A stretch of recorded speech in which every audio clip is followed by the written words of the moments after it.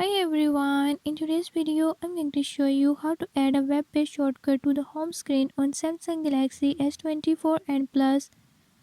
In this video I'm going to show you how you can do it. If you found these tips helpful, press the subscribe button and hit bell icon. Make sure to watch complete video and learn how you can do it. Let's watch the video.